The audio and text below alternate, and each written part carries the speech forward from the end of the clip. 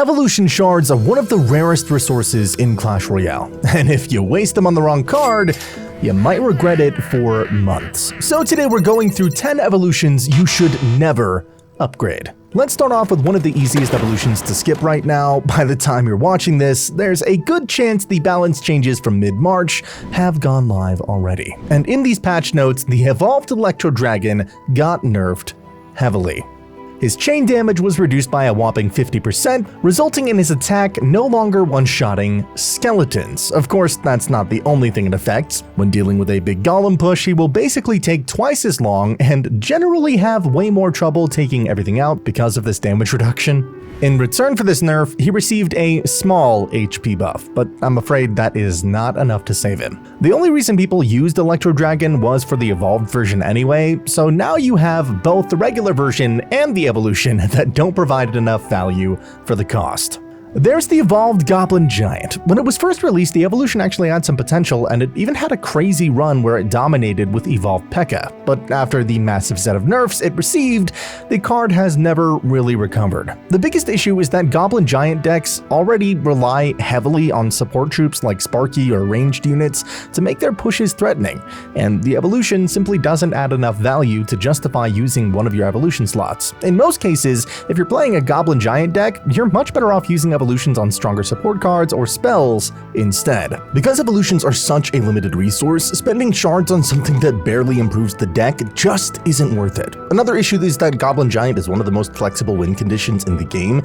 It mostly appears in a handful of specific archetypes, meaning that if you unlock the evolution, you're pretty limited on how often you'll actually use it. Since evolutions are so valuable, it's usually much smarter to unlock something that can fit into multiple decks, and because of all that, the evolved Goblin Giant is just one of the easiest evolutions to skip right now, unless you are really set on using it. Next up, we have the evolved Pekka, which is another evolution that sounds much stronger and cooler than it actually is, and it kind of fell from grace the same moment that the Goblin Giant did.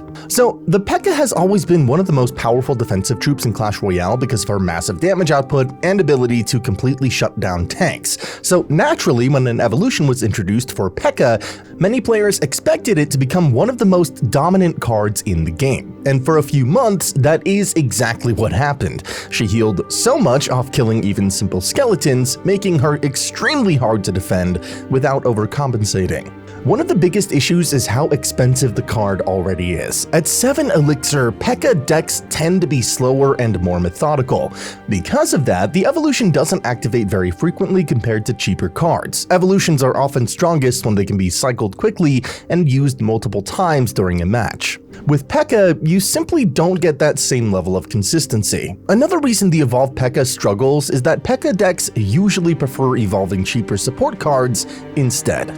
Bridge spam decks, for example, often prioritize evolutions on cards like Royal Ghost, Battle Ram, or Zap, cheaper cards that can generate value more frequently or have a big impact when they're finally evolved, like the Battle Ram. Because of that, a lot of players simply run the regular Pekka and use their evolution slots on other cards. When unlocking the evolution doesn't actually improve your deck that much, it becomes really hard to justify spending the shards on it.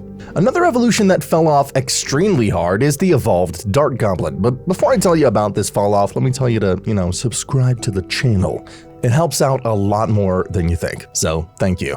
Anyway, when this evolution first launched, it was actually nuts. The Poison Cloud mechanic added a great way for the Dart Goblin to deal with multiple targets, as well as deal Inferno Tower-like damage on bigger troops. And this Poison Cloud would last 4 seconds, even after the troop died. However, after the card received nerfs, the Gas Cloud duration became much shorter, and that dramatically reduced its impact. Instead of creating long-lasting pressure, the effect now disappears so quickly that opponents can often just ignore it or defend normally. The Dart Goblin itself is still a decent card in some big decks, but the evolution no longer provides enough actual value to justify unlocking it. Most players would rather spend their evolution slots on cards that provide stronger and more consistent pressure. Cards like Evo Skeleton Barrel or Evo Wall Breakers tend to generate much more value during a match, and because of that, the evolved Dart Goblin often ends up being overshadowed. When an evolution gets replaced by other options in its own archetype, it's usually a sign that it's not worth prioritizing. Next up, we have the Evolved Hunter, which is another card that struggles, mostly because of competition within its own archetype. The Hunter itself is actually a strong defensive card, especially against tanks or air units. It can completely shut down tanks and make them unable to move and even attack. However, the decks where Hunter is most commonly used already rely on other evolutions that provide more consistent value. For example, in Royal Giant decks, most players always prioritize the evolved Royal Giant and other powerful evolutions like the Royal Ghost. That means there simply isn't enough room for the Hunter evolution. Even though the Hunter can occasionally provide strong defensive value, it rarely becomes the defining piece of the deck. Evolutions that are worth unlocking usually have a major impact on the way a deck plays. The Evolved Hunter simply doesn't reach that level. But if your Ghost is underleveled and your Hunter isn't, maybe you could consider it anyway. Another evolution that has slowly faded from relevance is the Evolved Bats. Cheap swarm cards can sometimes be incredibly powerful when they receive evolutions, because they can generate huge amounts of value if your opponent doesn't respond correctly. Many decks that once used bats have transitioned to other cards that provide more consistent value or better synergy with the current meta. And in this case, it's the minions. In August of 2025, the minions received a range buff, and ever since, they've not only replaced bats, but also evolved bats. Bats are just too fragile, and the Evo doesn't make up for it. It takes a second for them to heal properly, and they deal less damage than minions as well. And because of that, the evolved bats rarely become the best evolution choice in a deck. Barbarians can be extremely strong if they survive long enough to reach their target. With their high damage output and multiple bodies, they can quickly overwhelm tanks, shred win conditions, and even turn defense into a threatening counterpush. If left unanswered, a full group of barbarians marching down the lane can force a lot of elixir out of the opponent or deal some massive damage. The problem is that they're very vulnerable to spells, especially medium damage ones like Fireball. Because all 5 barbarians are grouped together and rely on their combined health pool, a well-placed spell or even any type of slashing troop can instantly remove a large portion of their value before they even get the chance to do anything meaningful. In many situations, the opponent can simply wait for the barbarians to be played and immediately shut them down with a single spell. And with the evolution, that weakness still exists. While the evolved version adds extra power and pressure, it doesn't fundamentally solve the core issue of the spell vulnerability. A single fireball or similar spell can eliminate most of their value, which makes them unreliable in many matchups. If your opponent is carrying the right spell, which a lot of decks do, you're constantly risking a negative trade. And now that barbarians have received a health buff to survive fireball anyway, the evolved version loses even more of its value. This creates a big consistency problem. Cards that cost a decent amount of elixir need to reliably provide value, but barbarians often depend too heavily on whether the opponent has a counter ready. If they don't have the spell, barbarians can feel incredibly strong, but if they do, the card suddenly feels very underwhelming. Honestly, whenever I play with them, I wonder why I even slotted them in the first place. And because of all of that, most decks that could run barbarians usually prefer other defensive options that are harder to counter with spells.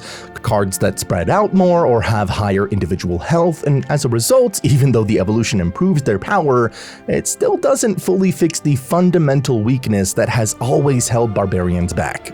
And finally, the Wizard, another one that is prone to being fireballed. But the evolved Wizard gives him a shield which fixes that. The Wizard has always been known for his high splash damage. When he's able to sit behind a tank or safely support a defense, he can clear swarms very quickly and apply strong pressure with his area damage. In the right situation, his attacks can wipe out multiple units at once and make it very difficult for swarm-based defenses to survive. However, the biggest problem with the Wizard has always been his relatively high elixir cost. Spending that much elixir on a support troop means you need him to consistently provide strong value. And that doesn't always happen. Because he's fairly easy to target and remove, many players find that he can be taken out before he gets enough attacks to justify the cost. I mean, don't get me wrong, the evolved version is good. It's spell-proof and anything close gets damage and knocked back by the shield, but To play the Evo Wizard, you have to play the regular Wizard, and the core issue is that there are simply better splash options available in most decks. Many other splash troops offer similar or even better defensive value while costing less elixir, making them much easier to fit into a variety of strategies, and they also don't take up the Evo slot. In the end, while the evolution does make the Wizard somewhat stronger, it doesn't significantly shift its place in the meta. Just run Evo Valkyrie instead, please.